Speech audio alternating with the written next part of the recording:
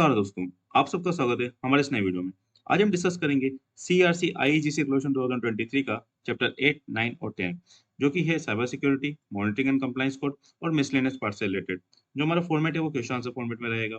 तो जो चैप्टर 8 है साइबर सिक्योरिटी, वो क्या डिस्कस करता है? तो वो बताता है कि किस तरीके से हम हमारे नेशनल ग्रिड को कोई भी साइबर थ्रेट जैसे कि स्पाईवेयर, मालवेयर या फिर साइबर अटैक या फिर नेटवर्क हैकिंग से बचा सकते हैं और क्या प्रोसीजर होती है साइबर सिक्योरिटी को डेवलपमेंट करने की और उसकी उसकी ऑडिट करने की।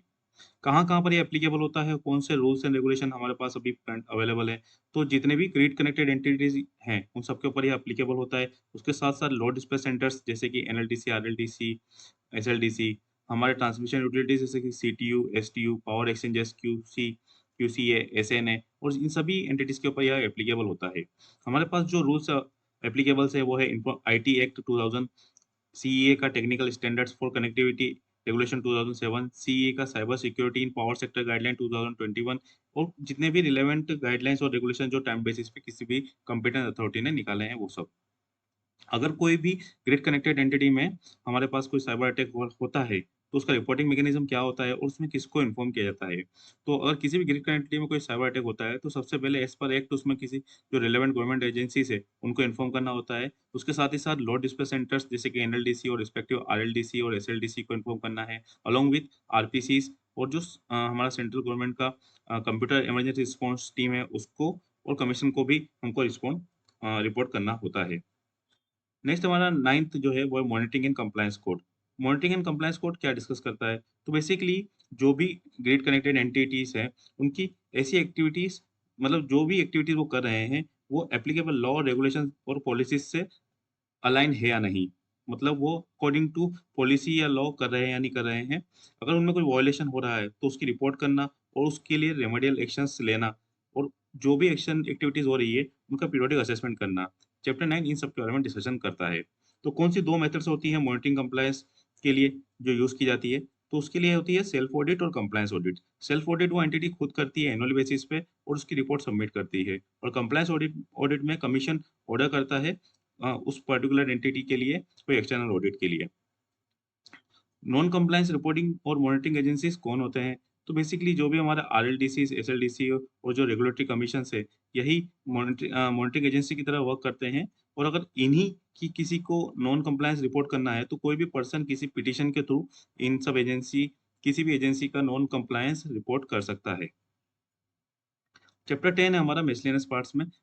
बेसिकली इसमें 4 तरीके के प्रोविज़न्स के बारे में डिस्कस किया गया है। रेगुलेशन के बारे में डिस्कस किया गया है। रेगुलेशन 54 से 57। तो यह बात करता है रेगुलेशन 54 बात करता है पावर टू रिलैक्स। मतलब गवर्नमेंट के पास पावर होती है कि वह किसी भी प्रोविज़न, लॉ और रूल जो कि इलेक्ट्रिसिटी एक्ट 2003 के अंदर है, उसको पब्लिक इंटरेस्ट में रिलैक्स कर सकता है। रेगुलेशन 55 यह बताता है कि गवर्नमेंट के पास पावर होती है कि अगर वो चाहे किसी भी प्रोविज़न के कारण अगर कोई डिफ़िकल्टी आ रही है या फिर कोई डाउट आ रहा है इम्प्लीमेंटेशन में, तो गवर्नमेंट उस डिफ़िकल्टी या डाउट को हटा सकता है। रेगुलेशन 56 ये बताता है कि जो इंडियन इलेक्ट्रिसिटी ग्रिड कोड 2007 था, वो इनइफेक्टिव हो जाएगा, जिस डेट से हमारा Indian electricity grid code 2023 applicable होगा। रेगुलेशन 57 ये बताता है कि गवर्नमेंट एक सू मोटो ऑर्डर भी इश्यू कर सकती है, अगर किसी ने कोई एप्लीकेशन ना भी की हो तो।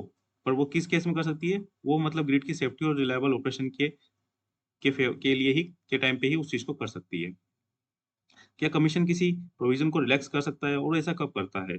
हाँ, जो हमारा कमीशन होता है, वो जब ये ऐसा ऑब्ज़र्व करे कि इस प्रोविज़न की एप्लीकेशन से बहुत प्रॉब्लम क्रिएट हो रही है, तो ऐसे केस में अगर कोई एप्लीकेशन करे, कोई एप्लीकेशन आए तब भी या फिर कोई नहीं भी आए तब भी वह उस प्रोविज़न को सुमोटो ही रिलैक्स कर सकता है।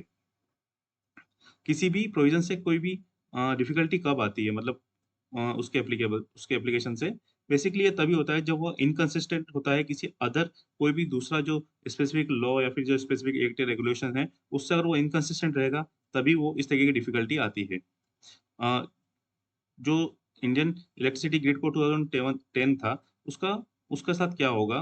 उसका बेसिकली वह इनइफेक्टिव हो जाएगा जिस डेट से हमारा इलेक्ट्रिसिटी ग्रिड कोड 2023 एप्लीकेबल रहेगा। बट उसके कुछ सर्टेन प्रोविजंस जैसे कि heat rate compensation, net saving under SCED ये सब कंटिन्यू रहेंगे जब तक कि कोई नया रेगुलेशन इनसे रिलेटेड ना आ जाए। जो एक्शंस या जो एक्शंस या उस टाइम पे मतलब under the electricity grid code 2010 के अंडर ली गई थी, उनका क्या होगा? तो जो action under the old regulation act ली गई थी वो स्टिल वैलिड रहेगी और एनफोर्सेबल रहेगी, इवन दो जो हमारा जो ग्रिड कोड 2010 है वो रिपील हो गया है फिर भी। तो ये था मेरा वीडियो आईजीसी रेगुलेशन 2023 का चैप्टर 8, 9 और 10 के ऊपर। आज के लिए इतना ही। Thank you.